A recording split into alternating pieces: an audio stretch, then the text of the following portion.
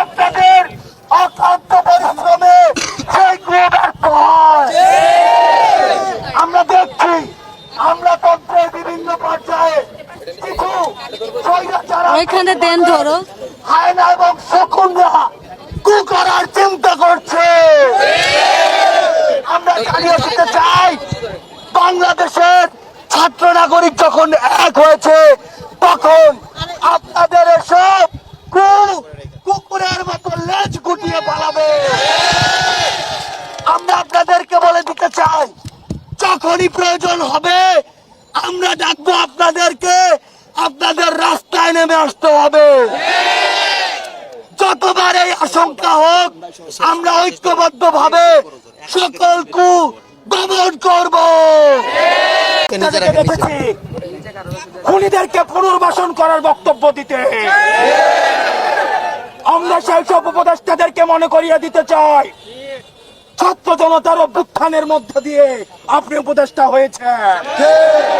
সুতরাং তখন কোন বক্তব্য দিবেন আপনার সামনে যেন 5ই আগস্টের গণভবনের চিত্রটা মাথায় থাকে, আপনার সামনে যেন 5ই আগস্টের পার্লামেন্টের চিত্রটা মাথায় থাকে।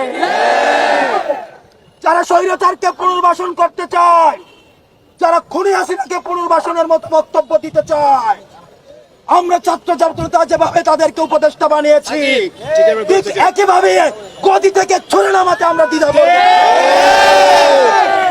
আজকের এই মঞ্চ থেকে আমি 3টি দাবি জানাতে চাই।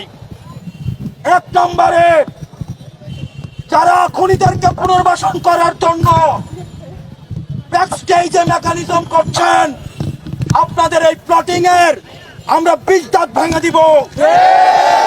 এবং আমরা বলতে চাই, আমরা সচেতন করে দিতে চাই উপদেষ্টাদের, আপনারা সচেতন হয়ে যান, আপনাদেরকে ছাত্র জনতা প্রতিহত করবে। সুতরাং খুনিদেরকে পুনর্বাসন করার কোন ধরনের চিন্তা আপনারা করবেন না। আমার 2 নম্বর আহ্বান মিডিয়া ভাইদের প্রতি, গণমাধ্যমের সাথে আমাদের সৌহার্দ্যপূর্ণ সম্পর্ক, আমাদের তাদের সাথে সৌহার্দ্যপূর্ণ সম্পর্ক ছিল, আছে এবং থাকবে। আমাদের আন্দোলনকে সার্বজনীন করার ক্ষেত্রে গণমাধ্যমের অবদান অনস্বীকার্য। এই ফ্যাসিজমকে উৎখাত করতে গণমাধ্যমের ভূমিকা অনস্বীকার্য। কিন্তু আমরা দেখতে পাচ্ছি কিছু কিছু গণমাধ্যম খুনিদের পুনর্বাসনের ষড়যন্ত্রে লিপ্ত হচ্ছে। আমরা আপনাদেরকে হুঁশিয়ার করে দিতে চাই, আমরা আপনাদেরকে আহ্বান করতে চাই, আপনারা জনতার কাতারে নেমে আসুন। অথবা দেখা যাবে অনেক গণমাধ্যম কর্মীরা শেষ দিকে এসে তাদের বুমের মধ্যে তাদের যে মাইকটি থাকে সেখানে তারা নেম প্লেটটা লাগিয়ে জনতার কাতারে নেমে আসতে পারেনি। সুতরাং আপনাদের জন্য সেই ভবিষ্যৎ না হয়।